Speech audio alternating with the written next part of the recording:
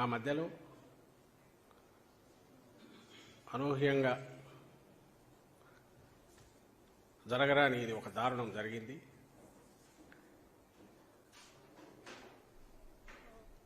జగన్మోహన్ రెడ్డి గారి మీద దాడి జరిగింది. అవి ఫస్ట్ రాగానే మాకు అంత సీరియస్నెస్ తెలియలేదు. అది ఎట్లా వచ్చి తగిలి ఉంటుంది, ఏదైనా ఇదే ఉంటుందా పొరపాటున అనుకుంటే మళ్ళీ వెల్లంపల్లి శ్రీనివాస్కు పక్కన తగిలింది అన్నారు. తగలడం కూడా చాలా సెన్సిటివ్ పార్ట్కు దగ్గరగా జరిగింది. ముందుగా ఈ దారుణమైన ఘటనను, దాడిని వైఎస్ఆర్ కాంగ్రెస్ పార్టీ తరఫున పూర్తిగా నిర్ద్వందంగా ఖండిస్తున్నాం.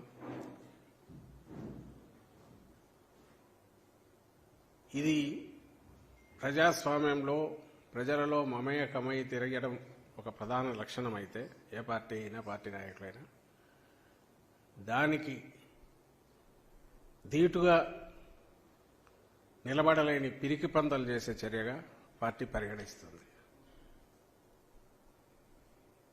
ఇప్పుడు నిన్న జరిగిన సంఘటనను ముందు చూద్దాం. ఆ ఫోటోలు ఒక్కసారి పెట్టాలి.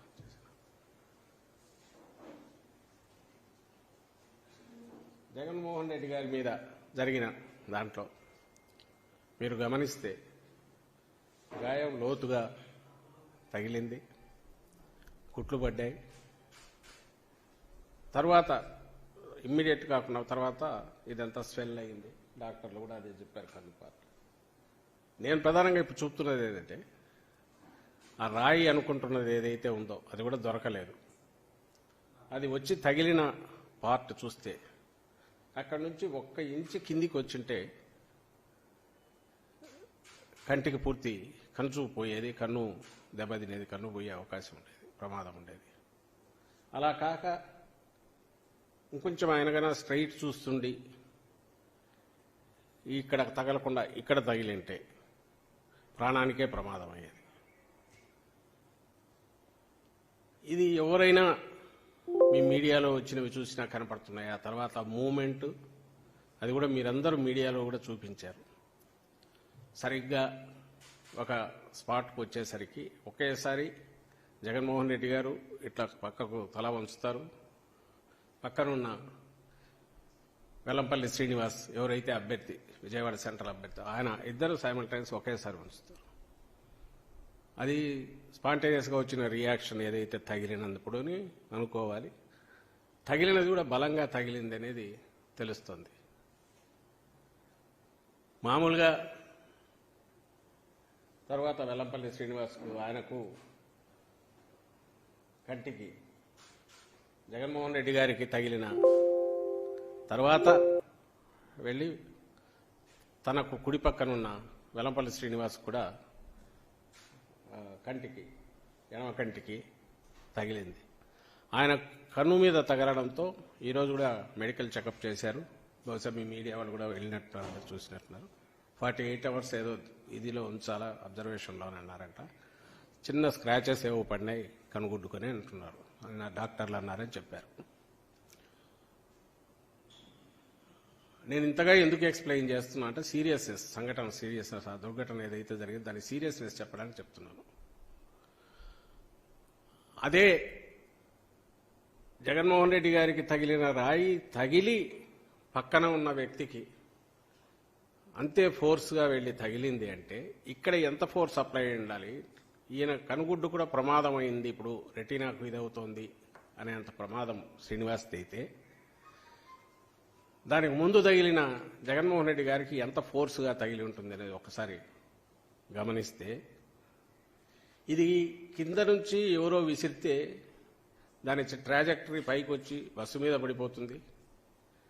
అక్కడికి వచ్చేసరికి ఫోర్స్ ఉండదు. ఇది ఎవరైనా చిన్నపిల్లల్ని అడిగినా చెప్తారు. కొంచెం ఫిజిక్స్ గురించి అవగాహన ఉండని చెప్తారు, లేదా కామన్ సెన్స్తో పల్లెటూరులో చదువురాని వాళ్ళైనా చెప్తారు.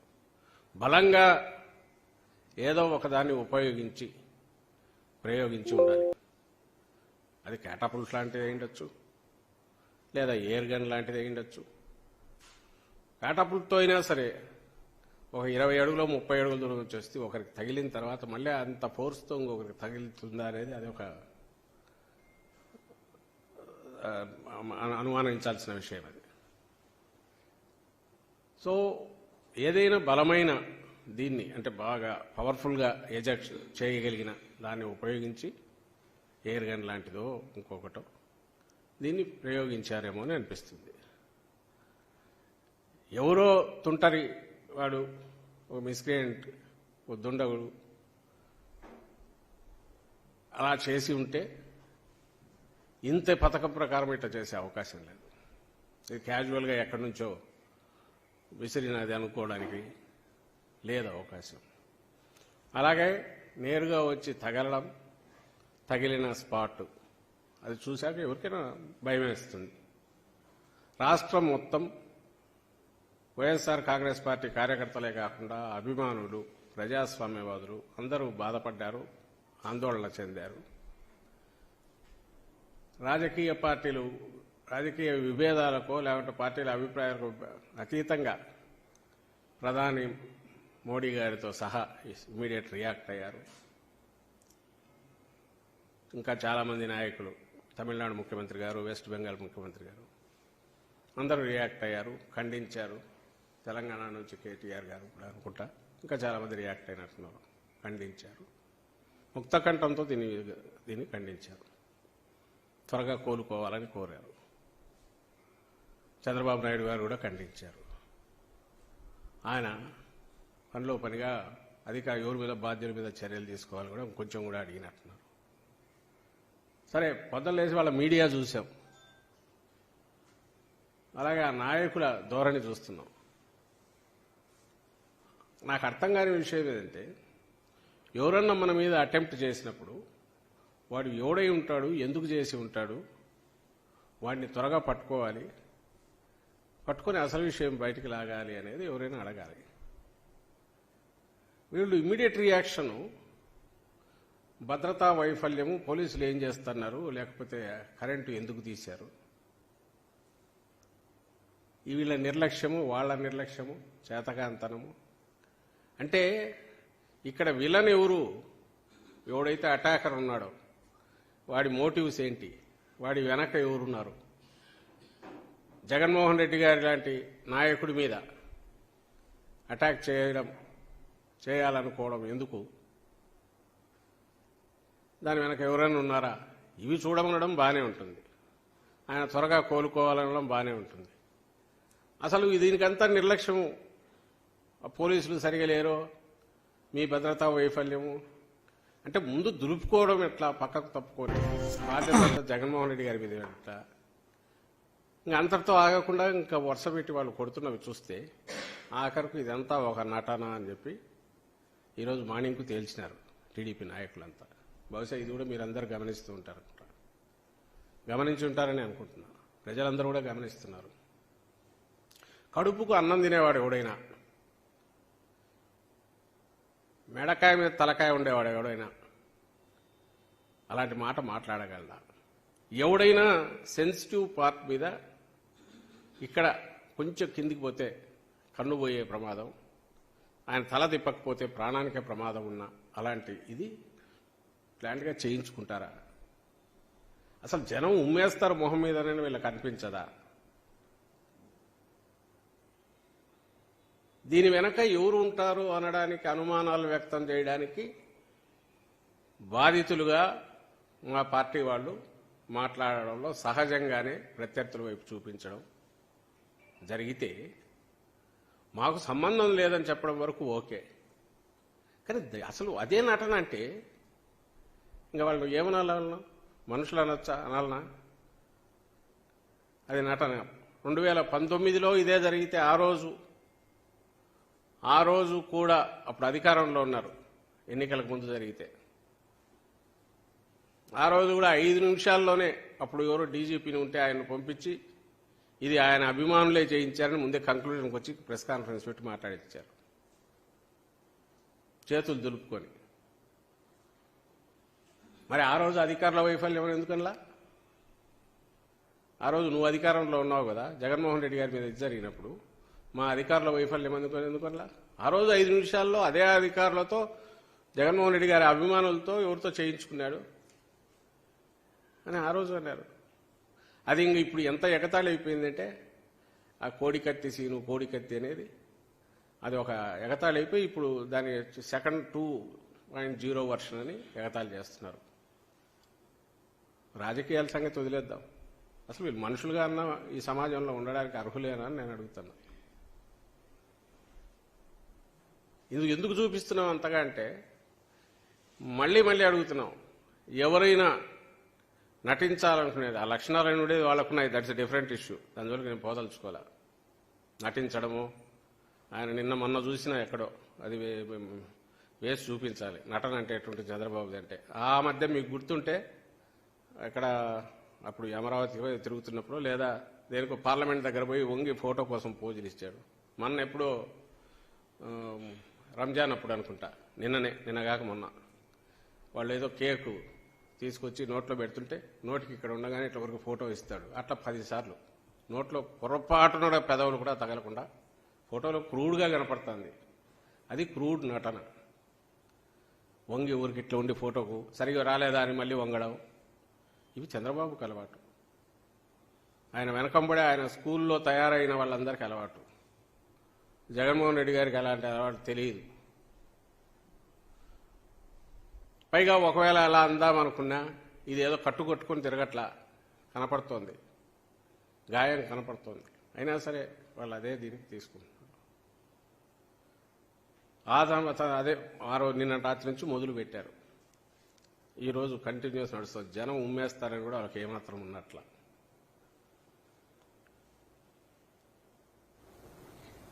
చంద్రబాబు మీద అప్పుడెప్పుడు 2003లో అలిపిరి జరిగింది, ఎవడు అనలే. భద్రతా వైఫల్యం కూడా మా వాళ్ళు ఎవరు అనలే. అప్పుడు రాజశేఖర రెడ్డి గారు, అప్పుడు కాంగ్రెస్ అనుకో, రాజశేఖర రెడ్డి గారు ఉన్నారు. రాజశేఖర రెడ్డి గారు వెళ్ళి సంఘీభావంగా మౌన దీక్ష చేశారు తిరుపతిలో. ఇంకెవ్వడు టీడీపీ వాళ్ళు కూడా చేయలే. ఆ రోజు ఎవరు ఇదంతా నువ్వు కావాలని నాటకం వేసుకున్నావు, జీప్లోంచి ఎగిరి పడినావు, లేదంటే భద్రతా వైఫల్యం ఇట్లాంటి వల్ల అటాక్ చేసేవాడికి ఉండే అడ్వాంటేజ్ ఎప్పుడూ ఉంటుంది. అది ఎంత భద్రత ఏది ఉన్నది ఉంటుంది, అది సెకండరీ ఇష్యూ. అలాగే ఎన్నికల సమయంలోనూ ఇలాంటి ప్రచారంలోనూ జనంలో ఉండడం అనేది అంతే సహజం. జనంలో ఉంటారు. వీలైనంత వరకు ఆ కల్చర్ డెవలప్ కాకుండా రాజకీయ పార్టీలు అనేవి ఒక సంయమనంతోనూ లేదా ఆ ధోరణులు, అది ఎవరికైనా డేంజరే. అందరూ గ్లాస్ హౌస్లో ఉండేవాళ్ళే. పొలిటికల్ పార్టీస్ అన్నీ కూడా ఫస్ట్ ఒక గేమ్ రూల్ వచ్చి ప్రశాంతంగా కావాలనుకున్న మాటలు మాట్లాడుకోవాలి తప్ప పొరపాటును కూడా ఇలాంటి వాటికి పోకూడదు అని ఎందుకు అనుకుంటాయంటే ఎందుకంటే జనంలో ఉండాలి కాబట్టి వాడు. ఇదే తెలియ చంద్రబాబు మీద కూడా ఎవడన్నా ప్రయోగించవచ్చు, ఇంకోటి ప్రయోజనం కావాలని ఎవరు కోరుకోరు. ఎందుకు కోరుకోరంటే అది ఈ రోజు ఒకటి మీద పడింది, రేపు ఇంకోరి మీద పడుతుంది, ఇంకోరికి జరుగుతుంది కాబట్టి అందరు ఖండిస్తారు. నిన్న జగన్మోహన్ రెడ్డి గారు ఏదైనప్పుడు ఇమ్మీడియట్ రియాక్షన్ అందుకే అంత ఇదిగా వచ్చింది కంట్రీ వైడ్. ఒక్క తెలుగుదేశం పార్టీ నాయకుల నుంచి తప్ప. ఇంకా ఆ నాయకులకు ఆ కార్యకర్తలకు ఇది ఇలాగే కంటిన్యూ కమ్మని చెప్పడమే కదా. నేను వాళ్ళకే ఎందుకు అంటున్నానంటే జగన్మోహన్ రెడ్డి గారి బస్సు యాత్ర మొదలయ్యాక దాన్ని చూసి ఎవరైనా కొంచెం ఇదైనా దాని ప్రభావం ఎవరి మీద నెగటివ్గా ఇబ్బందికరమైన పరిస్థితి క్రియేట్ చేస్తుంది ఎవరికంటే తెలుగుదేశం పార్టీకి, ఆ పార్టీతో అసోసియేట్ అయిన ఇతర పార్టీలకు కార్యకర్తలు. ఆయనతో పాటు ఉన్న దత్తపుత్రుడు, ఆయన దత్తపుత్రుడి పార్టీ కావచ్చు, భారతీయ జనతా పార్టీ కావచ్చు,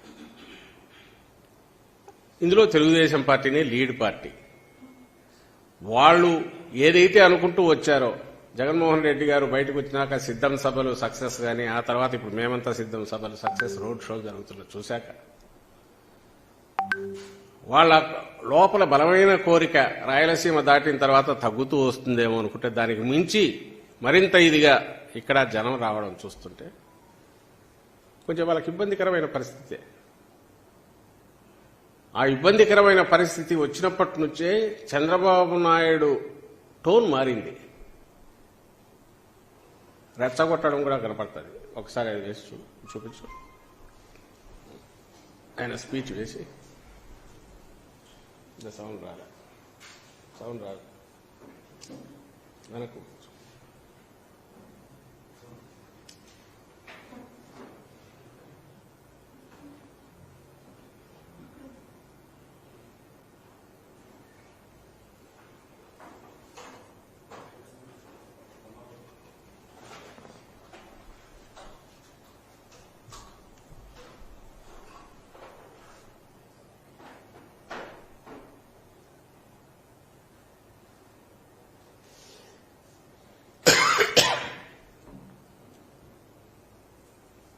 ఇప్పుడు రోషం వచ్చింది.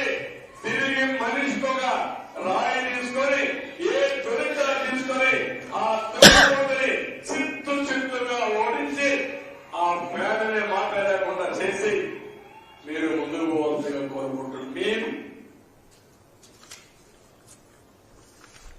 ఇప్పుడు రోషం వచ్చింది. తిరిగి మనిషిగా రాయి తీసుకొని ఏ తురింత తీసుకొని ఆ తున్నపోతని చిత్తుగా ఓడించి ఆ పేదనే మాట్లాడకుండా చేసి మీరు ముందుకు పోవాల్సిగా కోరుకుంటున్నారు. మేము సో తమ్ముళ్ళు ఇదే మీ ఉత్సాహం చూసాం. మీరు కన్నెర్ర చేసి జగన్మోహన్ రెడ్డి మసైపోతాడు. అంత ఆవేశం ఉంది మీలో ఆవేశం ఉంది. తెలుగుదేశం పార్టీ ఎక్కడికక్కడ మీకు అండగా ఉంది. పక్క తమ్ముళ్ళు ఈ ధోరణి ఆయన ఒక భరోసా ఇస్తున్నాడు. మామూలుగా ఇవ్వాల్సిన భరోసా పేదలకు, నిస్సహాయులకు, సమాజంలో నిలవలేని వాళ్లకు, బతకలేని వాళ్లకు, ఇదిగా ఉండే వాళ్లకు నేనున్నానని భరోసా ఇవ్వాలి. ఈయన వెంటబడి కొట్టండి, ఇంకోటి చేయండి, దున్నపోతుంటాడు, ఇంకోటి అంటాడు, నేనున్నాను మీకు అండగా, మా పార్టీ ఉందంటాడు. ఎక్కడి నుంచి వస్తున్నాయంటే డెస్పరేషన్ నుంచి వస్తున్నాయి. ఇది మాటలు ఎప్పుడైతే డెస్పరేట్ అయిపోతున్నారో అధికారంగా మళ్ళీ రెండోసారి కాదు, ఇంకా శాశ్వతంగా ఈసారి ఉండదు అనుకున్నప్పటి నుంచే ఆయన వాయిస్ టోన్ మారింది. డిఫరెంట్ దీంట్లో రెచ్చగొట్టే దాంట్లోకి పోతున్నారు. ఇలాంటివి ఇంకా చాలా ఉన్నాయి, అందరూ గమనిస్తూనే ఉంటారు. ఈరోజు జగన్మోహన్ రెడ్డి గారి యాత్ర ఏదైతే సూపర్ సక్సెస్ అవుతోంది, సూపర్ హిట్ అవుతోంది, ప్రజలు మరోసారి గతం 19 ఎన్నికల కంటే మరింత దీనికి ఇదిగా ఆదరించబోతున్నారు స్పష్టంగా కనపడుతున్న నేపథ్యంలో ఈ దాడి జరిగింది. ఈ దాడి జరగడం కూడా ప్రమాదకరమైన దీనికి దారితీసే రకంగా జరగడం వల్ల ఇది ఎవరై ఉంటారు అని అనుకున్నప్పుడు, ఎవరైతే దీనివల్ల ఈయన యాత్ర వల్ల నష్టపోతున్నారో వాళ్ళ మనుషులై ఉంటారు, లేదా ఆ స్కూల్ ఆఫ్ థాట్, ఆ సిద్ధాంతాన్ని నమ్ముకున్న వాళ్ళై ఉంటారు అన్నది ఖచ్చితంగా అనిపిస్తుంది. దానికి తోడు భుజాలు తడుకోవడం వాళ్ళు మొదలుపెట్టి లేదా భద్రతా వైఫల్యం ఇంకోటి ఏదో క్రియేట్ చేసి మాట్లాడడం, ఇవన్నీ చూశాక ఆ మీడియా కానీ వాళ్ళు కానీ ఈరోజు ఆ సోషల్ మీడియాలో వస్తుంది చూశాక వీళ్ళే అయి ఉంటారనేది ఖచ్చితంగా అనిపిస్తుంది. ఒకటి జరిగిన దాన్ని క్యాజువల్గా జరిగింది కాదని ఎందుకు అంటున్నాం అంటే ఆ ఫోర్స్ చూసి అంటున్నాం. కొద్దిగా అయితే ప్రాణానికే ప్రమాదం అయ్యే రకంగా దాడి చూసి గురి చూసి మరీ కొట్టడం బట్టి అంటున్నాం. అక్కడ ఉన్న పరిసరాలు దానికి అనుకూలంగా అనువుగా ఉన్నందువల్ల అంటున్నాం. ఇది cold blooded planned murder attempt అని మేము అనుకుంటున్నాం. అదృష్టం బాగుండి ఆయన బయటపడ్డారు. 2019 కూడా కొంచెంలో ఇదే ఇంటే అదే మెడ మీద ఆయన తల ఇటు తిప్పకుండా ఇది ఉండి ఈ మెడగన తగిలి ఉంటే అప్పుడు ప్రాణానికి ప్రమాదం అయ్యేది. ఈరోజు కూడా అప్పుడు నిన్న దాంట్లో చూస్తే కూడా ఆయన కుడివైపు కొంచెం ఇటు తిరక్కపోతే స్ట్రైట్ ఉంటే కన్నుకు తగిలిన ప్రమాదం అయ్యేది. కేవలం లక్, అదృష్టం ఆయన వైపు ఉండి ఆయన ఎప్పుడూ నమ్మే దేవుడి ఆశీస్సులుండి జగన్మోహన్ రెడ్డి గారు ఈరోజు క్షేమంగా ఉన్నారు. ఇలాంటి సమయంలో వాళ్ళు మాట్లాడే మాటలు చూస్తుంటే ఆయనకు ఏమి జరగలేదనే బాధనో ఇట్లాంటివి కనపడతాయి. సక్సెస్ఫుల్గా యాత్ర జరుగుతోంది, ఇలాంటివి చేయడం వల్ల ఆయన హెజిటేట్ చేసి లోపల ఉంటారు, బస్సులో కూర్చుంటారు అని ఉండాలి. జనంలోకి రాకుండా ఆపగలమన్నా ఉండాలి. ఏదో ఆలోచన, ఒక ప్లాన్ దీంతో జరిగింది. కానీ ఇలాంటివి ఏవి ఆపలేవు. యాత్ర దిగ్విజయంగా జరుగుతుంది. ఈరోజు వైద్యుల సలహా మేరకు ఒకరోజు విశ్రాంతి తీసుకునే రేపటి నుంచి యథావిధిగా సాగుతుంది. తరువాత కూడా ఎన్నికల ప్రచారం దిగ్విజయంగా జరుగుతుంది. అండ్ ఎన్నికలు కూడా బ్రహ్మాండమైన ఫలితాలు వస్తాయి వైఎస్ఆర్ కాంగ్రెస్ పార్టీకి. వైఎస్ఆర్ కాంగ్రెస్ పార్టీకి నాటకాలే సింపతి తెచ్చుకోవాల్సిన అవసరం లేదు జగన్మోహన్ రెడ్డి గారికి. అది చంద్రబాబు నాయుడుకో తెలుగుదేశంకో ఆయన మీరు అందరి మళ్ళీ పాత రోజులు గుర్తు చేస్తా. 2003 అలిపిరి సంఘటన జరగగానే దెబ్బకు సింపతి దాంతో 4లో రావచ్చని అర్జెంటుగా ఎన్నికలు అది అసెంబ్లీ రద్దుకు సిఫార్సు చేసి కూర్చున్నాడు. 3 నెలలు ఒక చేతి కట్టుకొని రోజు బస్సుల్లో జనాన్ని తెచ్చి వాళ్ళందరి దగ్గర చాలా నిస్సహాయుడిలాగా ఇదిగా ఉన్నట్టు నిలబడి అప్పుడు చేశాడు. ఇవన్నీ చేశాడు చంద్రబాబు నాయుడు. కానీ ఆ ఫలితం ఏం రాలా. ఎందుకంటే ఆయన క్యారెక్టర్ అందరికీ తెలుసు. ఇంకోటి నేను సీరియస్గా చెప్తున్నాను, Chandrababu Naidu school of thought, ఆయన సిద్ధాంతంలోని, ఆయన రాజకీయ సిద్ధాంతం దాంట్లోనే ద్వేషం పెంచడం, అలజడి సృష్టించడం, రెచ్చగొట్టడం, ఆ ప్రాసెస్లోనే వాళ్లతో ఏదో ఒకటి చేయించి ఆ దాంట్లో నుంచి తన లాభం సంపాదించుకోవడం, అధికారంలోకి రావడం. కానీ ఎన్టీ రామారావును కొట్టాలంటే లక్ష్మీపార్వతి రాగానే మొదలుపెట్టి ఓటు చేస్తాడు. మళ్ళీ అదే ఎన్టీ రామారావుని పెట్టుకుని ఓట్ల కోసమైనా పోగలడు. అలాగే తనకు సంబంధించినంత వరకు పార్టీ దగ్గుబాటి వెంకటేశ్వరరావును తొయ్యాలంటే దానికి ఇంకో రకమైన గ్రూప్ను కట్టినా చేయగలరు, సీన్లు క్రియేట్ చేయగలరు, రెచ్చగొట్టగలరు. ఏదైనా సరే ఒక విలన్ క్రియేట్ చేస్తాడు. అధికారంలో ఉన్నా కూడా ఎవరినో క్రియేట్ చేసి దానికి అటాక్ చేస్తుంటాడు. ప్రతిపక్షాల మీద చేస్తాడు. ప్రతిపక్షంలో ఉంటే విజృంభించి మరి ఇప్పుడు చేస్తున్నట్టు ఎందుకు తిడుతున్నాడో అది లేకుండా తిడుతుంటాడు. తిట్టి ఇవే నిజమని మళ్ళీ ప్రజలకు చెప్తుంటాడు. ఈయన లక్షణాలు ఏమున్నాయో అప్పట్లోనే మీరు చూస్తే దగ్గుబాటి వెంకటేశ్వరరావు రాసిన దాంట్లో, ఆయన తోడలు రాసిన దాంట్లో ఉంది.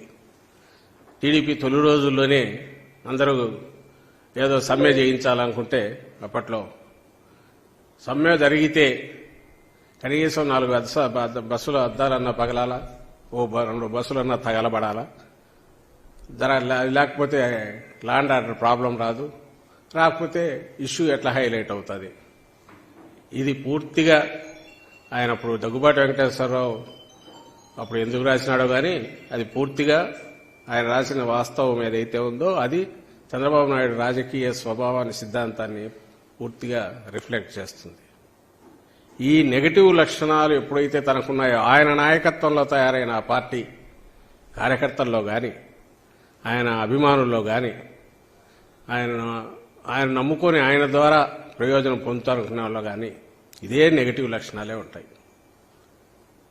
ఇది పథకం ప్రకారం ఎవడో ప్లాన్ చేసిన ఇది వెనక నుంచి ఆయన ఎంకరేజ్మెంట్ ఎంతుందో, ఆయన కొడుకు ఎంకరేజ్మెంట్ ఎంతుందో అనేది తర్వాత తెలిసిన ఆయనతో అనుసరిస్తున్న వాళ్ళకి స్వభావం ఉంటుంది. కాబట్టి లీడర్ సై అనగానే వీళ్ళు ఎవడో అందుకొనైనా ఉండొచ్చు. నేను ఇంతగా ఎందుకు చెప్తున్నానంటే ఈ జరిగిన దానికి సంబంధించినంతవరకు బాధ్యత ఏదైనా ఉంటే ఆ పార్టీ వాళ్ళదే ఉంటుంది. మిగిలింది దర్యాప్తులు తేలితే బయటికి రాక తప్పదు. ఎవరు దోషులో, వాళ్ళ వెనక ఎవరు ఉన్నారనేది ఖచ్చితంగా బయటకు వస్తుందని ఆశిస్తున్నాం. కానీ ఇలాంటి చిన్న వాటికి కానీ వీటికి బెదిరో లేకుంటే జంకి వెనక్కు తగ్గడం కానీ వైఎస్ఆర్ కాంగ్రెస్ పార్టీలో లేదు. జగన్మోహన్ రెడ్డి గారి నాయకత్వం, ఆయన సిద్ధాంతం ప్రజలను నమ్ముకోవడం, ప్రజల కోసం నిలబడడం, ప్రజల్లో మమేకం కావడం, ప్రజలకు మంచి చేయాలని తపన పడడం, అధికారం అనేది ఒక బాధ్యతలాగా చూడడం ఏవైతే ఉన్నాయో మంచి లక్షణాలు అవన్నీ ఆయన నుంచి మా పార్టీకి ఉన్నాయి, కార్యకర్తల్లో ఉన్నాయి. కాబట్టి ఈరోజు కూడా ఎక్కడా ఎవరము ఎలాంటి రెచ్చిపోవడం కాకుండా సంయమనంతో కేవలం మౌన దీక్షలు, నిరసన కార్యక్రమాలు చేపడుతున్నామే తప్ప దీని గురించి పరుషంగా మాట్లాడో లేక ఇంకోటి చేసో చేయాలనే ఆలోచన ఇప్పుడు చేయట్లా. ఎందుకంటే అది చేతగాని వాళ్ళు పిరికి పందలు చేసే పని కాబట్టి.